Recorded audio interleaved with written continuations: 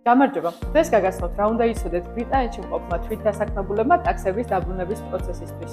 ვალდებული ხართ თუ არა ჩააბაროთ დეკლარაცია? დიახ, თუ ხართ თვითდასაქმებული, ვალდებული ხართ ჩააბაროთ დეკლარაცია, იმის მიუხედავად იმუშავეთ თუ არა საშემოსავლო წლის განმავლობაში. ასეთ შემთხვევაში ვარდება ნულოვანი დეკლარაცია. დეკლარაციის ჩაბარების ვადა არის 31 იანვარი, დაგვიანების შემთხვევაში კი დაგეკისრება ჯარიმა. დეკლარაციის სწორად შევსება ძალიან მნიშვნელოვანია, რადგან არასწორად შევსების შემთხვევაში თქვენ დაგეკისრებათ ჯარიმა და გახანგრძლივდება ტაქსების დაბრუნების პროცესი. ბოლოდად თქვენთვის ყველაზე საინტერესო კითხვა. დაახლოებით რამდენ დღეში ჩაგერიცხებათ კუთვნილი თანხის ოდენობა? დაახლოებით 10-15 სამუშაო დღეში თუ გადამოწმებაში არ მოყვება. გადამოწმების შემთხვევაში კი დაახლოებით 6-8 კვირა შეიძლება დასჭირდეს.